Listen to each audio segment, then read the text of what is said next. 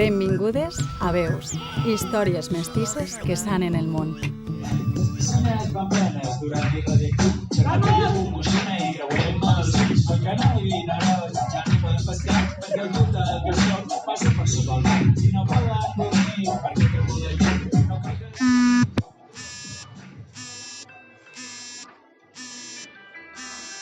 Cus ha tornat a somiar amb la festa en la qual van celebrar el 25 aniversari de l'Observatori del Deute en la Globalització, conegut com ODG, i no és estrany.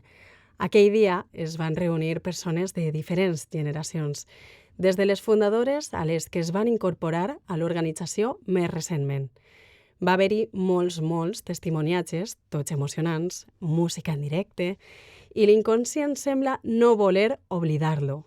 Mira el rellotge. S'ha quedat adormida. Ara tot el matí serà un compte enrere. A veure, una dutxa, un cafè...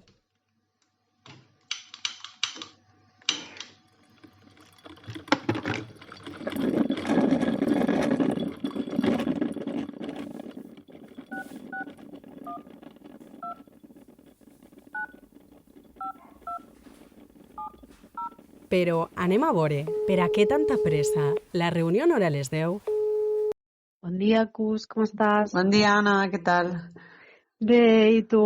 Bé, aquí, acabant de pillar les coses abans de sortir. Vale, és a les 10, no, la reunió? Sí, exacte, a l'oficina. Vale, perfecte, doncs ens veiem allà, jo ja estic Vale, trobant. pillo les coses que tinc per aquí de la COP, vale? Vale, molt bé, fins Vinga, ara. fins ara. Adéu. Cus, que és com es coneix a Clàudia Custodi en el seu entorn, forma part de l'àrea de justícia climàtica de l'ODG i Anna és responsable de comunicació d'aquesta organització. Porten mesos organitzant-se amb desenes d'activistes d'altres organitzacions nacionals i internacionals per a fer un seguiment de la cimera i participar en les activitats de la contracimera de la COP30, sigles per les quals es coneix la 30a edició de la Conferència Global sobre Canvi Climàtic convocat per les Nacions Unides i que es durà a terme en uns dies en Belém do Pará, Brasil. Ja estan en la recta final. Cada acord és, doncs, decisiu. La reunió virtual que tenen prevista aquest matí forma part del seguiment de les negociacions.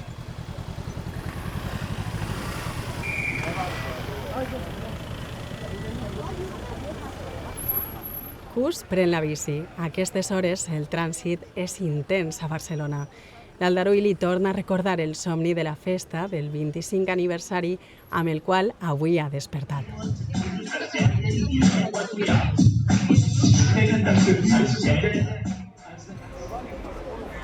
Cus forma part dels centenars de persones que en aquests 25 anys han investigat, creat coneixement crític i impulsat accions de resistència i construcció d'alternatives des de l'organització, com el judici del cas Castor, la creació de la Plataforma Ciutadana per l'Auditoria del Deute o les 6 edicions del Volt, un recorregut amb autobús que visita diferents llocs on s'organitzen esdeveniments i accions relacionades amb la justícia climàtica i la transició energètica, a més dels documentals que han produït, entre ells els que han donat llum a la cara oculta de la transició energètica. Conscients del context al qual s'ha arribat en un quart de segle i enmig de l'alegria d'aquella festa, van tornar a preguntar-se, i ara què? I van confirmar que ara és més necessari que mai continuar lluitant amb la justícia financera, la justícia climàtica i la defensa dels béns comuns des dels ecofeminismes. Aquell dia van clamar a una sola veu que seguissin disposades a construir vides més saludables i dignes per a totes, sabent que les que lluiten a contracorrent són més necessàries que mai. Anna, bon dia. Bon dia, Cus. Què tal? Bé, i tu, molta son. Sí, cansada, però bueno, aquí estem. En pocs minuts la reunió es posa en marxa. Investigadora en ecofeminismes i defensa dels béns comuns i també part de l'organització. Anna i Júlia participen per primera vegada en les cimeres del clima, de manera que per a elles tot té un valor important.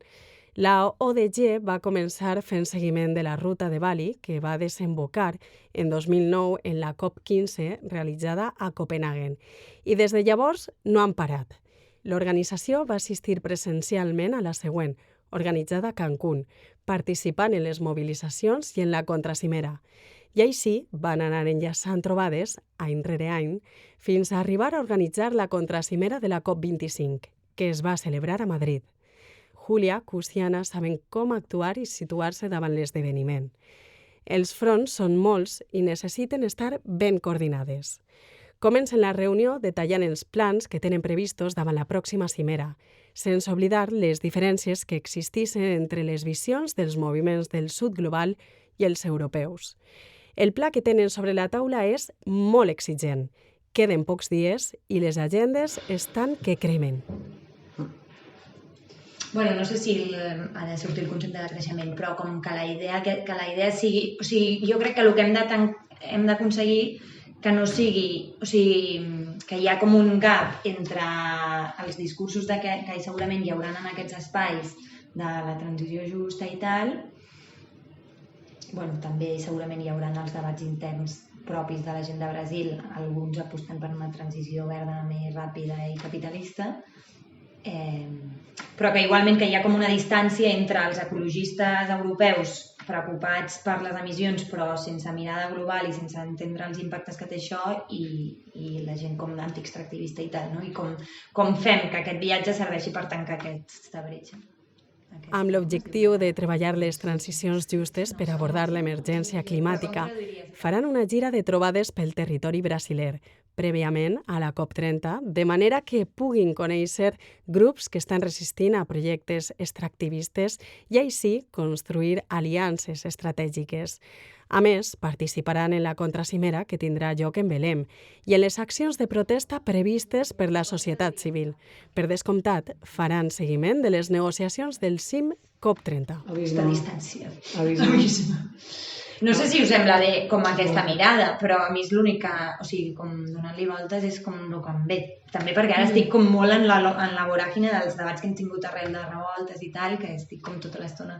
I, bueno, no sé si has vist els últims articles que han... Tota aquesta activitat requerirà, a més, un intens treball de comunicació i sensibilització, la qual cosa implica atendre la cura necessària per a transmetre les idees decreixentistes sense que aquestes generen rebuig i explicar el que està succeint en Belém a una audiència àmplia. Mobilització i davant una transició justa, reconeixent el deute històric, ecològic i colonial, Vale. la línia del que fem a l'ODG. Sí, bastant.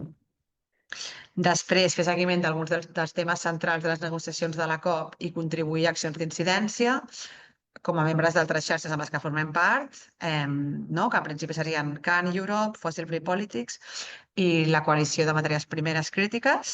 I bueno, podem parlar amb ecologistes, les noies del DESCA i bueno, Juventud por el Clima, les que sabem que aniran també. Sí, amb les sospitoses habituals, no? Més que tenim ja la relació. Exacte. Després la part de comunicació, no? Que és com d'explicar l'evolució de les negociacions a una audiència més àmplia, en perspectiva crítica, no? I visibilitzant doncs, la presència de lobbistes fòssils, el rentat de cara verd i totes les faltes solucions que puguin tenyir aquestes negociacions i que realment obstaculitzin els objectius d'aconseguir ambició climàtica amb justícia global. Clar, aquí serà guai tenir les aliances de... Júlia, Anna i Cus, com membres de l'ODG, són conscients que en la COP30 haurien de plantejar-se assumptes crucials com la reparació del deute històric, ecològic i colonial dels països del nord amb el sud global. Per a una veritable transició cap a la justícia financera i climàtica, seria necessari abandonar el paradigma del creixement econòmic, sobretot per part del nord global, i garantir una acció climàtica que reduïsca les desigualtats existents i prioritze la salut planetària i no la cerca del benefici econòmic. La reunió, encara que és eficaç, dura hores. Què? Doncs ja ho tenim, no? Sí, més o menys, no? Ho hem repartit tot, les tasques, o sigui, què fa cadascuna. Jo haig de fer ara els cartells, que és el més urgent, no? Súper, sí. I jo ara em poso a llegir el document, a repassar-lo i us passo un resum. Vale, merci, perfecte. I bueno, qualsevol cosa en parlem pel grup de la COP. Sí, pel Telegram i res, ho deixem per allà. Vale, perfecte. Doncs vinga, molt eficient aquesta reunió. Que vagi bé, guapi, ens veiem. Quan em vaig a pillar la bici... Aquesta reunió sosté moltes altres veus, gran part d'elles de persones joves, interessades i implicades en el present i futur d'aquest planeta. Des de la cimera de l'any anterior, que va tenir lloc a Azerbaiyán, milers d'activistes de tot arreu del món han estat teixint una xarxa de propostes i complicitats enfront dels reptes globals. Una d'aquestes trobades, en les quals van participar Anna i Cus, va ser aquella que es va organitzar a Barcelona aprofitant el pas per Catalunya de Paloma Costa. Paloma és una activista ambiental brasilera implicada des de fa anys en la defensa de la justícia ecològica, la transmissió intergeneracional i el reconeixement dels pobles originaris. A més, acompanya processos comunitaris al Brasil i altres territoris, defensant a entitats juvenils i comunitats allà on es prenen decisions que els afecten. Col·labora al seu país amb organitzacions com Engajamundo o ISA, Institut Socioambiental en Defensa dels Pobles Indígenes. Carol, de Greenpeace, va ser la primera de les persones assistents a la trobada a prendre la paraula. Me presento, yo soy Carol, formo parte de Greenpeace. En realidad hace poquito que estoy, hace como 2 meses, pero sí que he hecho activismo ambiental también en Ecologistas en Acción y ya llevo como unos años que soy activa en estos temas. Y por parte de Greenpeace, ¿no? Me comentaban que venía Paloma y porque conoce Carlos, que es una persona que está en Greenpeace, también estuvo en la posición de Paloma y me decía, no puedes perder la oportunidad de conocerla. Y entonces también planteé con Claudia, que es de la ODG, la posibilidad de hacer alguna cosa abierta, un evento, pero daba muy poco tiempo, entonces dijimos, mantenemos un encuentro interno, ¿no? En el que podamos intercambiar y sobre todo teniendo en cuenta que algunas de las personas que están aquí van a coincidir en espacios de incidencia política internacional como son la COP, ¿no? Que ahora revisaremos Cumbre de Sevilla, que creo que igual aquí no, pero la idea es, yo he preparado algunas preguntas o algo que pueda orientar, ¿no? Yo pensaba temas tipo, desde cómo poner en valor, ¿no? Las necesidades, luchas de los pueblos indígenas, juventud, temas de incidencia, pero lo que creo que al final es que salga lo que sea más útil para nosotras. Entonces, si bien nos presentamos, podemos decir, si vamos a participar a la COP o cuáles pueden ser nuestros retos o qué queremos sacar de este encuentro. Al final es que cada una diga, me parece interesante esto, ¿no? Y lo vamos construyendo. Y si vemos que no sale, tengo alguna cosa que orienta. Vale, sigo yo. Sí. Vale, yo soy Claudia Ocus, del ODG, el Observatorio del Delta en la Globalización, que somos una organización que estamos aquí en Barcelona, aquí está nuestra oficina, compartimos con otra organización y trabajamos varios temas de justicia climática, justicia financiera i defensa de... L'organització d'una cimera d'aquestes característiques té un enorme impacte en els habitants de la ciutat que l'acull. En 2023, en Dubai, la COP28 va batre el rècord de gairebé 100.000 inscripcions i 85.000 participants. En la COP29 de Bakú va haver-hi unes 67.000 inscripcions i 54.000 participants. Enguany se celebrarà en Belém, una ciutat en la qual el transport públic és escàs i la mobilitat urbana és limitada, com l'aigua i l'energia. Les obres d'infraestructura que exigís la celebració de la cimera han generat un impacte negatiu no sols en el medi ambient, com a deforestació i contaminació, sinó que ha impedit l'accés a un habitatge digne entre els habitants de les zones més vulnerables de la ciutat.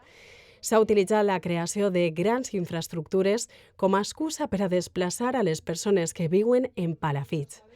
Aquest tema també es va posar sobre la taula en aquella trobada amb Paloma. Mi pregunta era... No, pero no estoy diciendo eso. Lo que estoy preguntando es que sería súper guay si pudieras darnos referencias de personas o de colectivos de allí también para poder hacer esto, como tener como este contraste, no solamente la versión como oficial de esto va a comportar que hay este desarrollo, etcétera, sino también como, no sé, en este barrio antes vivíamos no sé cuántas familias y nos hemos tenido que ir porque han construido no sé qué, que esto en ocasiones también pasa. Se ha visto en París en las últimas Olimpiadas y se vio aquí en Barcelona hace un montón de años. Les preguntes es van multiplicar al llarg de la trobada. Són tants els fronts i les organitzacions brasileres presents en les jornades de la cimera i la contracimera que amb qui establir noves aliances. Y para saber un poco cómo te posicionas, o un poco porque yo siento que desde aquí vemos como que hay muchas cosas pasando y es como, vale, pero no podemos como dar apoyo a todo, como, ¿no? Como entender un poco el ecosistema también dentro de Brasil, de los distintos movimientos, ¿no? Que hay muchos, ¿no? Que están como organizándose todos hacia la COP, entiende, con distintos posicionamientos y ojalá todos a la una, pero entiendo que también hay divisiones, ¿no? Entonces, bueno, para entender un poco, que sé que igual no es súper fácil de explicar, pero bueno, yo lanzo la pregunta y ya cuentas lo que quieras, sí. Se lo puedo explicar muy fácil. Mira, en Brasil ahora como dos cúpulas de los pueblos, ¿verdad? Decirlo. Una cúpula de los povos, Sí. cúpula de los pueblos, que viene desde una movida del movimiento socioambiental de Brasil, de la sociedad civil. Y la otra es la COP do Povo, que viene desde el movimiento social de Brasil. Entonces, movimiento por educación, movimiento de los sin tierra, otro movimiento que también, igual que el movimiento socioambiental, son reorganizados. ¿Ya? La verdad, yo diría que la gente que elige los presidentes está en la cumbre social más que en la socioambiental. Nosotros, un número chiquito. Al final, somos... A mesura que s'acosta la cimera, l'estat d'ànim es manté encès malgrat el cansament acumulat. Les reunions i trobades serveixen per a enfortir els vincles i crear espais de confiança. Saben que la trobada al Brasil serà exigent perquè hauran de buscar la fórmula per a seguir la COP oficial i al mateix temps participar en la contracimera. El cansament compartit és més suportable, sobretot davant un repte tan important com el que tenen davant. Necessitava aquesta pausa, després de la reunió. Sí, m'estic fent un segon cafè, perquè si no... El segon cafè del dia, Sí, així anem. Però si és molt d'hora. Bueno, en fi. Potser t'acompanyo, jo també. Molt criticar-ho, però... Ben fet. Vale, pues... Tia, és que marxem ja. És que marxem ja, clar. O sigui, vull fer un descans, però també hem de parlar de Brasil. Ja, vale, a veure, va, pues ens centrem una estona i ja ens hi posem. Però bueno, que en tinc ganes, Jo també, si em fa molta il·lusió, em fa una mica por tot. Però serà molt intens, sí. Serà molt intens, hem de comprovar que ho tenim tot, el passaport, tot actualitzat. Sí, no? I que intentar jugar com amb la participació, o sigui, com podem fer bé la part de seguiment i alhora, o sigui, el que molarà és la mobilització i la contracimera, saps? I jo això no m'ho vull perdre. Clar, total. Sí. Bueno, haurem d'anar fent... Clar, serà una mica complicat el tema que està a distància llarga entre el lloc on és la COP30 oficial, no? I el lloc on estan totes aquestes activitats paral·leles tan... Sí, hem de veure com ho fem. La llum fa temps que fa abandonar el cel, però a Cus i a Anna els costa tancar l'agenda. Gairebé, amb un peu al carrer, continuen repassant el calendari i comentant les aliances que establiran en la cimera. Sembla que haguessin acordat que ja descansaran a la tornada del Brasil. Fora, els espera una ciutat que fa hores va canviar de ritme. Els indígenes que estan organitzant la contracimera, la gent de Can, no? De la Climate Action Network, amb qui també estarem participant, la gent de les xarxes que treballen per la cancel·lació del deute, no? Les de Deuda por el Clima, i no sé, altra gent que ens trobarem allà perquè ara sí. Però bueno... Bueno, quina curiositat. Sí, sí, jo també. A veure. Que emocionant. Doncs potser m'hauria d'anar a llegir el document aquell.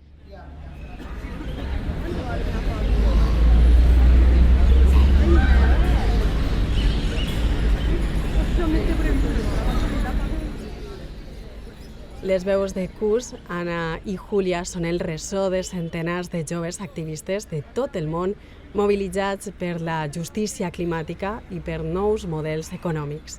Fem que la seva veu ressone forta i sigui escoltada des de Barcelona al Brasil per la millora de la salut del nostre planeta. Si vols conèixer més sobre les protagonistes d'aquesta història, entra en veus.info. Per descobrir més històries mestisses que sanen el món, seguís-nos en Spotify, iVoox o en les xarxes socials de Medicus Mundi Mediterrània. Queda molt per escoltar, moltes veus per conèixer. Salut! Aquest podcast ha sigut finançat per la Cooperació Catalana. El seu contingut és responsabilitat exclusiva de Medicus Mundi Mediterrània i no reflecteix necessàriament l'opinió de l'Agència Catalana de Cooperació al Desenvolupament.